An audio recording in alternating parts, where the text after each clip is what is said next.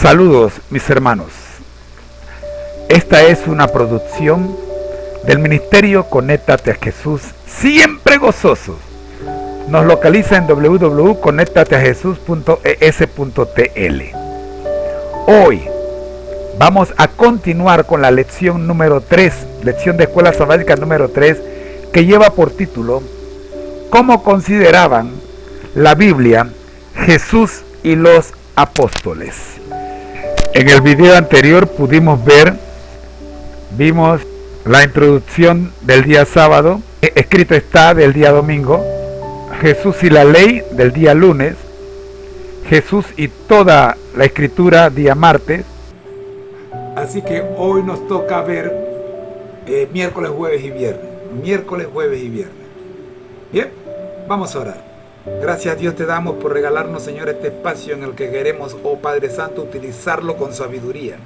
Queremos estudiar la lección de escuela sabática y queremos hacerlo para el beneficio no solo nuestro, sino de todos los que puedan tener acceso a este material. Oramos en el nombre de Jesús. Amén. Bueno, en el video anterior nos quedamos en la división de la Biblia hebrea. Espero que esa parte te quede clara, ya que ahí hay mucho material de estudio y en algún momento vamos a tratar de hacer un video únicamente para hablar de la división de la Biblia hebrea. Hoy nos toca ver Jesús y el origen de la historia de la Biblia. Vamos a la cartilla, primeramente que nada. Jesús enseñó que la Biblia es la palabra de Dios en el sentido de que lo que ésta dice es sinónimo de lo que Dios dice. En otras palabras, si está en la Biblia, debemos entender que es palabra de Dios. Su origen se encuentra en Dios. O sea, la palabra se origina en Dios y por lo tanto contiene la máxima autoridad para todos los aspectos de la vida. Por lo tanto, lo que la Biblia dice es lo que debe regir nuestra conducta. Dios obró a lo largo de la historia para revelar su voluntad a la humanidad a través de la Biblia. A ver, esto que acabo de leer es fuerte.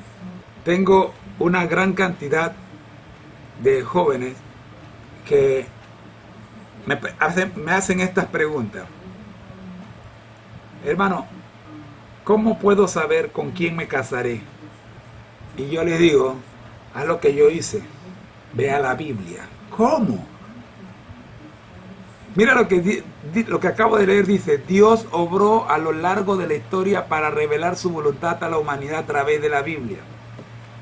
¿Quién te hizo? ¿Quién te diseñó? ¿Quién pensó en ti antes que tú existieras? Dios. Dios estaba pensando en ti mucho antes que tu mamá y tu papá existieran. Si Él te diseñó, Él diseñó también la persona que debe pasar contigo la eternidad. Y si tú quieres, en verdad, hacer la voluntad de Dios, ve a la Biblia. Así de fácil, ve a la Biblia. Por ejemplo, en Mateo 19, 4 y 5, dice, Él respondiendo les dijo, ¿no habéis leído que el que los hizo al principio, varón y hembra los hizo? Y dijo, por esto el hombre dejará padre y madre y se unirá a su mujer y los dos serán una sola carne. El verso, Jesús menciona una referencia escrita por Moisés. ¿Quién escribió el libro de Génesis? Moisés. Pero Jesús toma este pasaje y dice, el que los hizo al principio dijo, pregunto, ¿quién hizo a los que estaban delante de Jesús? ¿Quién hizo a Adán y a Eva? Dios. ¿Quién escribió lo que Jesús está leyendo? Moisés. Pero no entiendo. Si Moisés escribió lo que Jesús está diciendo y Dios hizo a Adán y Eva, ¿por qué Jesús dice El que los hizo al principio dijo, está catando, porque Moisés solo escribió. Lo que Moisés escribió no venía de Moisés. Por esto, el hombre dejará padre y madre. En vez de decir, la escritura dice, Jesús dice, el que los hizo al principio dijo. Jesús quiere dejar claro que todo lo que está en la Biblia es palabra de Dios, atribuyendo a la palabra del Creador lo que escribió el narrador del Génesis. De hecho, Jesús considera que Dios es el autor de esta declaración, aunque la haya escrito Moisés. Hermano, no hagas de esto un problema. En la semana pasada te dije que cuando tú abres tu Biblia, vengas a ella con fe. Y te dije que al abrirla, proclames de Dios sabiduría, pidas de Dios sabiduría y la compañía del Espíritu Santo. No se te olvide. Dos cosas necesitamos para entender la Biblia. Primero, tener una Biblia. Y segundo, la dirección del Espíritu Santo, la compañía del Espíritu Santo. Ahora esto es para usted. Recuerde, detenga el video cuando esté buscando la cita. Lee los siguientes pasajes. ¿Cómo concebía Jesús a los personajes y los acontecimientos históricos de la Biblia? Mateo 12, 3 y 4. Marcos 10, 6 al 8. Lucas 4, 25 al 27. Otra vez Lucas 11, 51. Y Mateo 24, 38. Haga la pausa, léalo. ¿Ya lo hizo? Gracias. Continuamos. Jesús sistemáticamente considera a las personas, los lugares y los hechos del Antiguo Testamento como verdades históricas. Se refiere a Génesis 1 y 2, a Abel en Génesis 4, a David comiéndose el pan de la proposición y a Eliseo, entre otras figuras históricas. Habla repetidas veces de los sufrimientos de los profetas de la antigüedad. Textos donde puedes confirmar esto: Mateo 5, 12, 13, 57, 23, 34 al 36 y Marcos 6, 4. Jesús mira lo que está escrito en las escrituras antiguas, o sea, en el Antiguo Testamento, como datos históricos. En un mensaje de advertencia, Jesús también describe los días de Noé, que estaban comiendo, bebiendo, casándose y dándose en casamiento hasta el día en que Noé entró en el arca, y no entendieron hasta que vino el diluvio y se los llevó a todos. Así será también la venida del Hijo del Hombre. Mateo 24, 38 y 39. En esta parte, Jesús está llamando la atención a los acontecimientos que están ocurriendo hoy día, porque este texto Jesús lo escribe para nuestros días.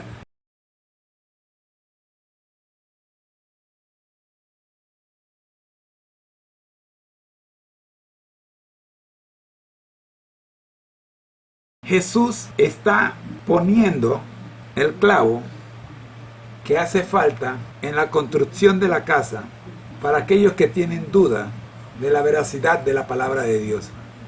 Jesús dice, ese evento que se conoce como el diluvio ocurrió. Para de contar. Debido a que Jesús mismo menciona a estos personajes históricos como reales, ¿qué nos dice sobre el poder de los engaños de Satanás? El hecho de que muchos en la actualidad, incluso los cristianos profesos, a menudo nieguen su existencia. ¿Por qué nunca debemos caer en esa trampa? Vamos entonces a hacer un resumen de lo que hemos visto en este día. La Biblia como historia real. Y muchos leprosos había en Israel en tiempo del profeta Eliseo. Pero ninguno de ellos fue limpiado, sino Naamán el sirio. Lucas 4:27. Además de aceptar la Biblia como la palabra de Dios, base de toda doctrina y norma autorizada para nuestra vida, Jesús la consideraba un libro histórico.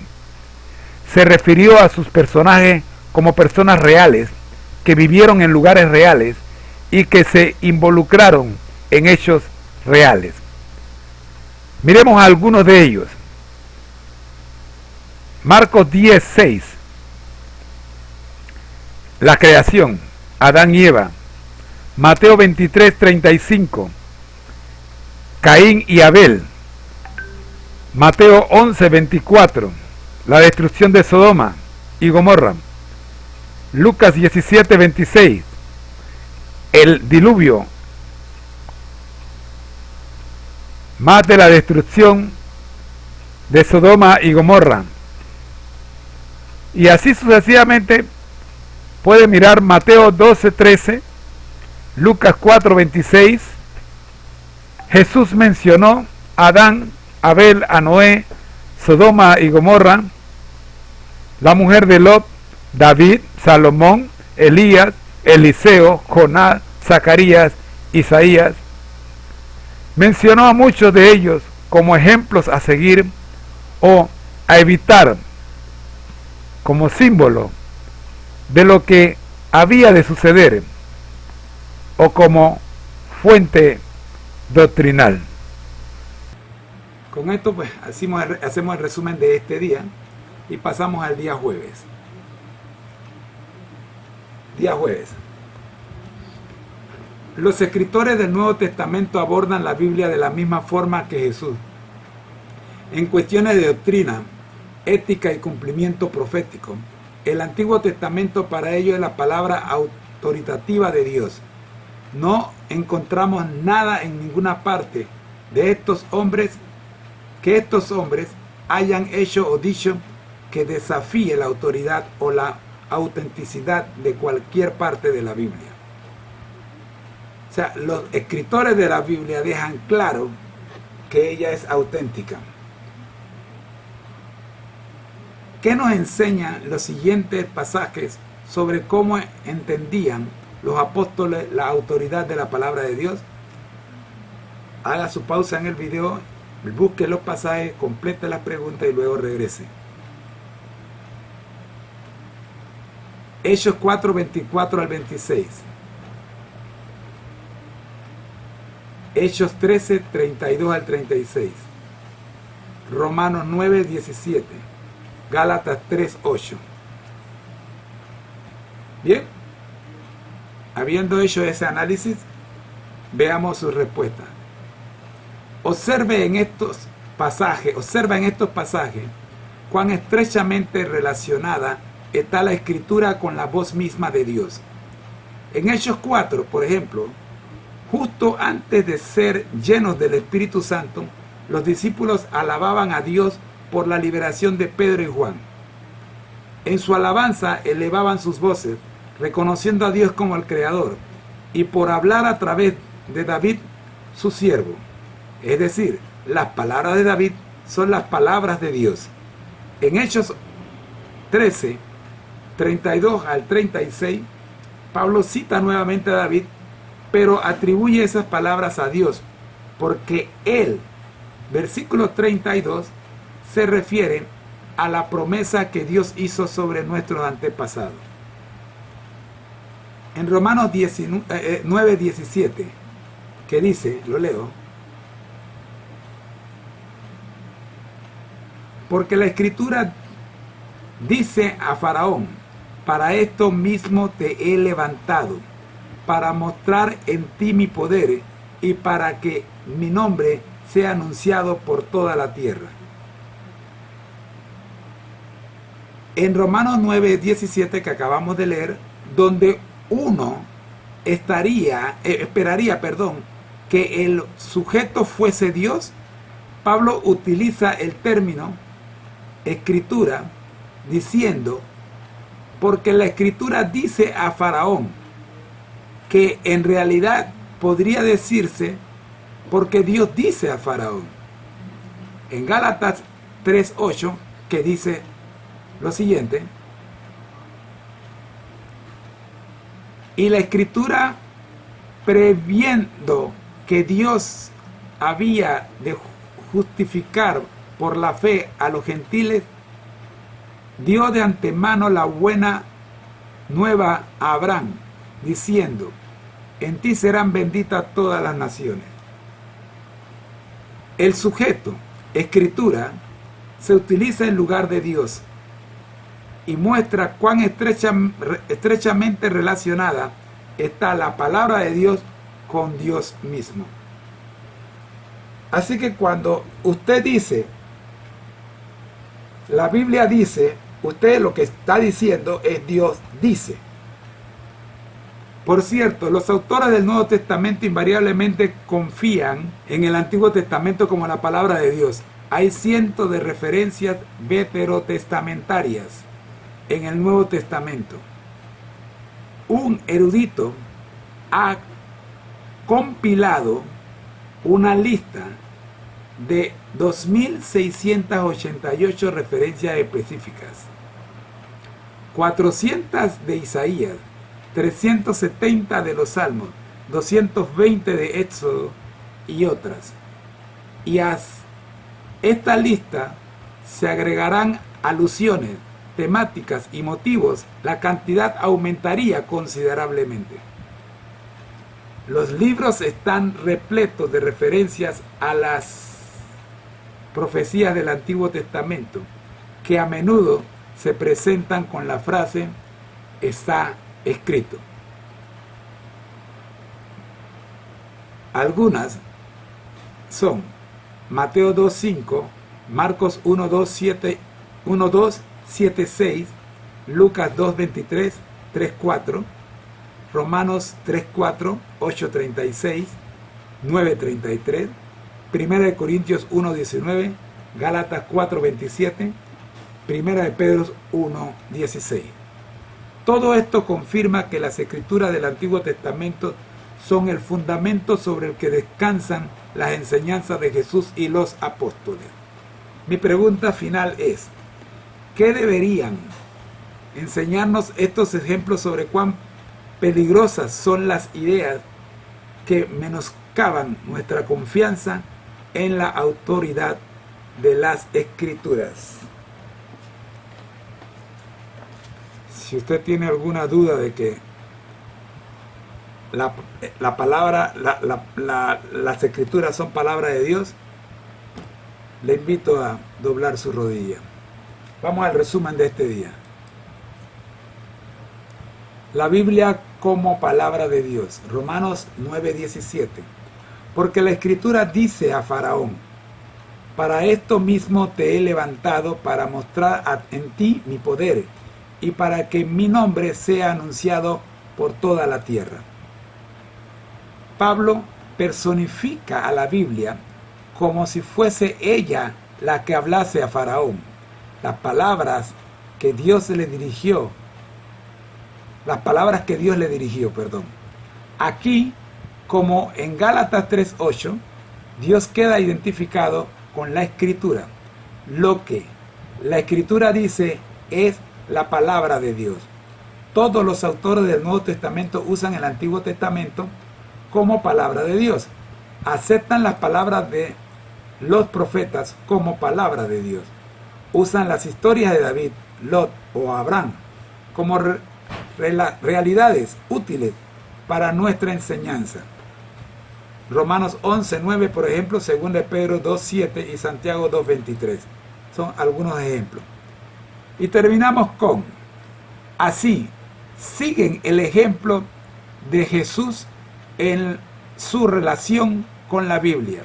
De igual modo, nosotros debemos aceptar toda la Biblia como el fundamento de nuestra fe y creencia. Lo dijimos al principio y lo repetimos otra vez.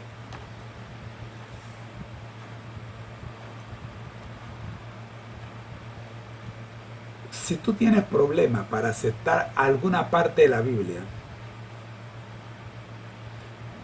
como verdad,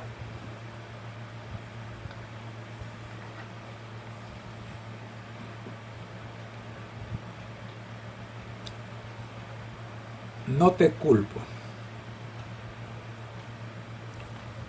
Solo te invito a que hagas lo que yo hice. Métete con Dios. ¿Por qué? Mira este problema. Te lo voy a poner de esta manera. ¿Qué es la Biblia? Se conoce la Biblia como la carta que Dios le escribió al hombre. ¿Ok? Suponte nada más que tú recibes una carta de alguien que dice que es tu papá. ¿Aló? Primero, que cuando recibes la carta y el remitente dice que viene de tu papá, y tú miras el nombre y tú no lo conoces, tú le dices al cartero, se equivocó, esto no es para mí. Pero el cartero, que es solo el mensajero, insistes, no señor, es para usted.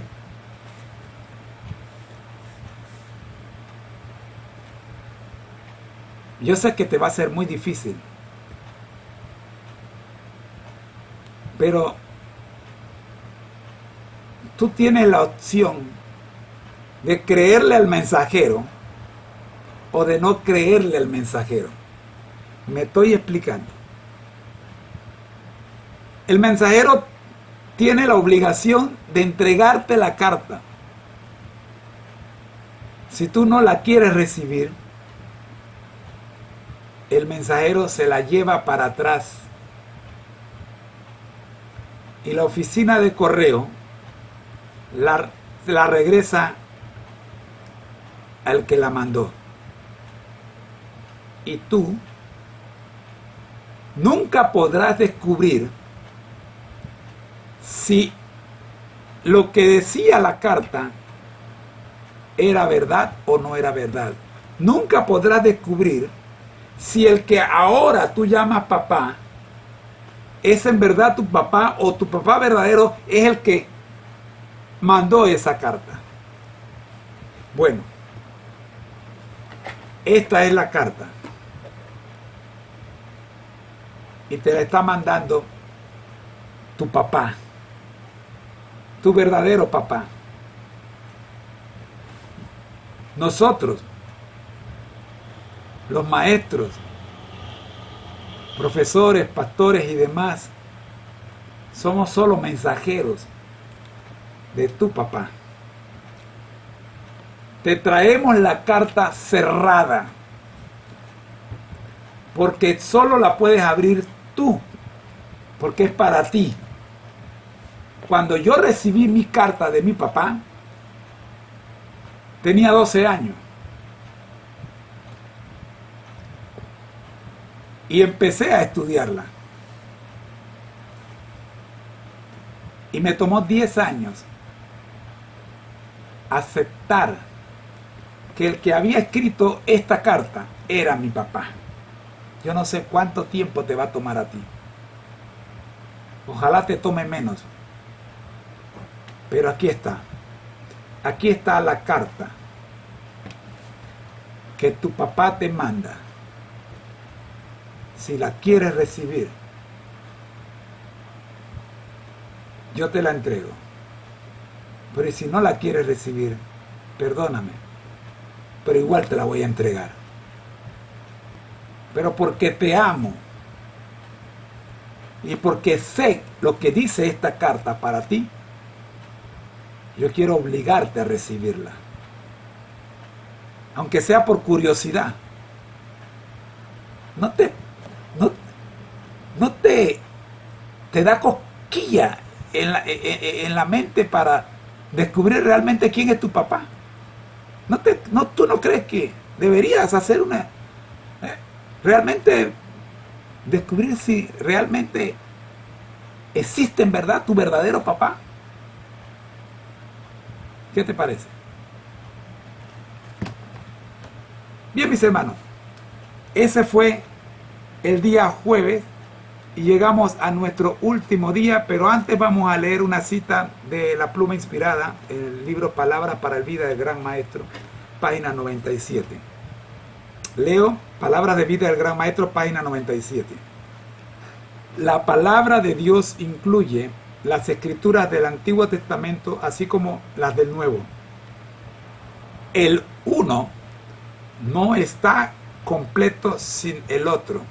Cristo declaró que las verdades del Antiguo Testamento son tan valiosas como las del Nuevo. Cristo, tal como fue manifestado por los patriarcas, simbolizado en el servicio expiatorio, pintado en la ley y revelado por los profetas, constituye las riquezas del Antiguo Testamento.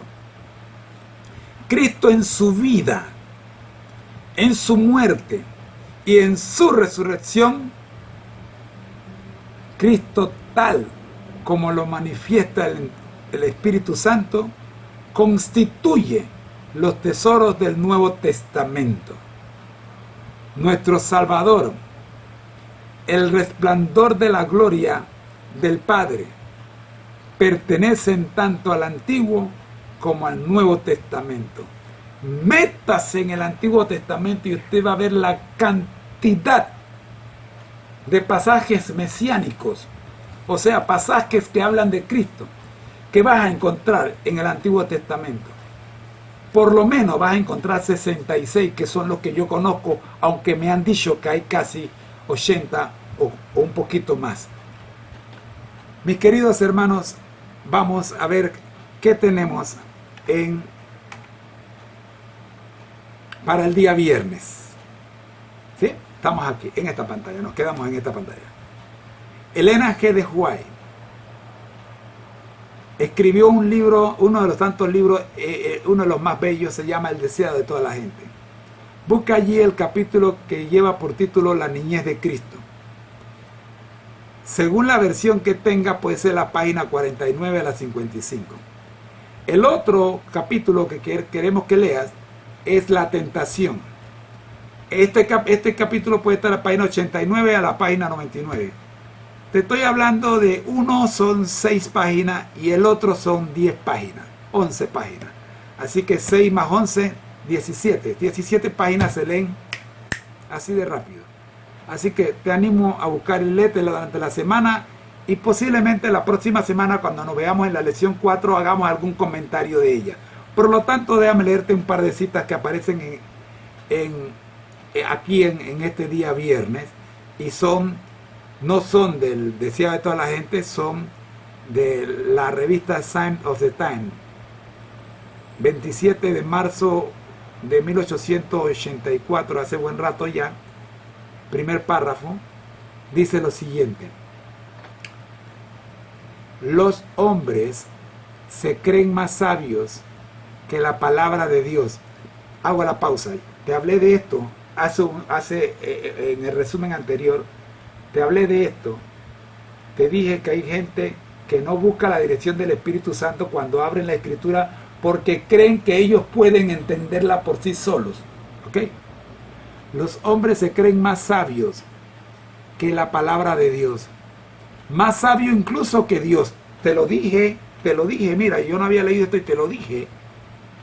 Y en vez de poner los pies sobre el fundamento inamovible y confrontar todo con la palabra de Dios, someten esta palabra a sus propias ideas y creencias y naturaleza. Y si resulta que aquella no concuerda con sus ideas científicas, me están dando a mí en aquel tiempo, la descartan por falta de credibilidad. La siguiente cita viene del libro Fundamento de Educación Cristiana, FEC, página 478 y 479. Los que mejor logran familiarizarse con la sabiduría y el propósito de Dios tal como se revela en su palabra, llegan a ser hombres y mujeres de fortaleza mental y pueden hacerse obreros eficientes con el gran educador, Jesucristo. Cristo ha dado a su pueblo la palabra de verdad y todos están llamados a cumplir su parte en darlas a conocer al mundo. No hay santificación aparte de la verdad, la palabra. Entonces, cuán esencial es que ella sea comprendida por todos. ¿Qué esperamos que sea comprendida por todos? La palabra de Dios. Preguntas para dialogar. Si Jesús, los autores de los evangelios y Pablo consideraban que las escrituras del Antiguo Testamento eran la palabra de Dios, ¿qué debería decirnos esto acerca de por qué actualmente hay muchas perspectivas modernas sobre las escrituras que están erradas? ¿Y por qué no debemos dejarnos engañar por estos argumentos sin importancia? Sin importar quién los inculque. Número 2.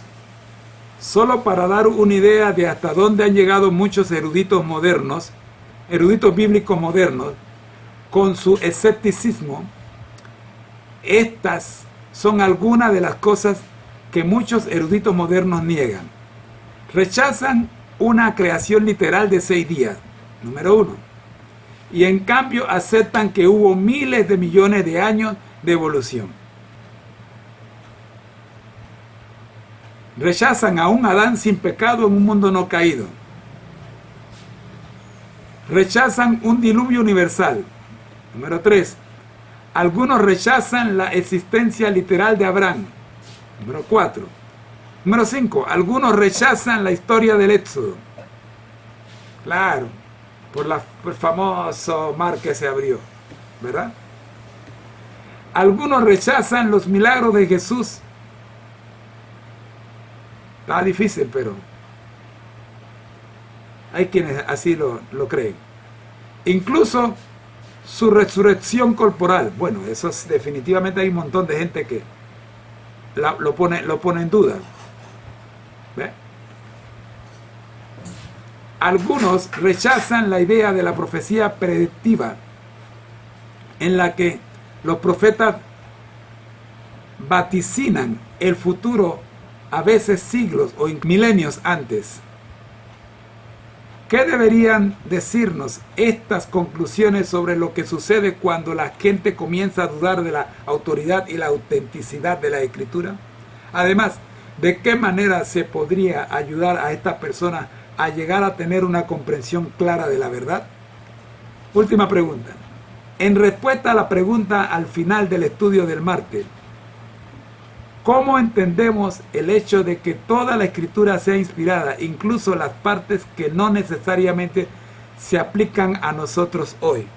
Te dije que íbamos a hacer un tema refiriéndonos a eso, porque allí quiero hablarte de las fiestas hebreas y de Levíticos 11. Vamos a hacer un estudio con respecto a esto. Bueno, mis hermanos, nosotros llegamos al fin de este estudio y me resta solamente regalarte, como todas las lecciones, la lectura de nuestro versículo a memorizar. ¿Te acuerdas cuál es? Tiene que ver con una de las tentaciones de Jesús. Y él respondió y dijo: escrito está, no solo de pan vivirá el hombre, sino de toda palabra que sale de la boca de Dios. Repito, y él respondió y dijo: no solo de pan vivirá el hombre, sino de toda palabra que sale de la boca de Dios. Mateo 4:4. Oramos. Gracias te damos, Señor, por habernos permitido el estudio de la lección número 3 Que sea, oh Señor, esta lección una lección de crecimiento espiritual para todos los nuevos creyentes y también para los que ya estamos un poquito más viejos. Sabemos, buen Dios, que hay partes bien controversiales, sobre todo para las personas escépticas. Pero también sabemos que tu Espíritu Santo está al control y que es el encargado, como bien dice tu palabra, de convencernos de toda verdad. Gracias, Dios, porque hace 40 años me convenció a mí. Y espero, oh Dios, que también haga lo mismo con las personas que escuchen y vean este video y que estudien este material. Oramos, buen Dios, confiados en la promesa de nuestro Salvador, quien dijo: no temas, no tengas miedo, predica la palabra. Gracias, Señor. Oramos en el nombre de Jesús. Amén.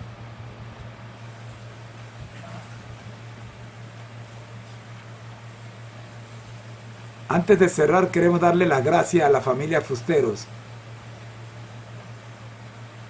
por las láminas que utilizamos en la presentación de este proyecto.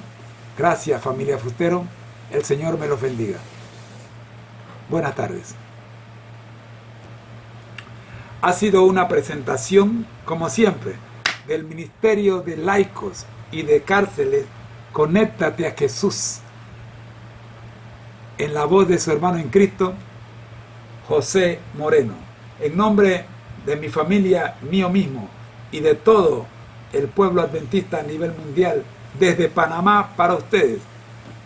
Nos vemos la próxima semana. El Señor les bendiga. Manténgase conectado a Jesús.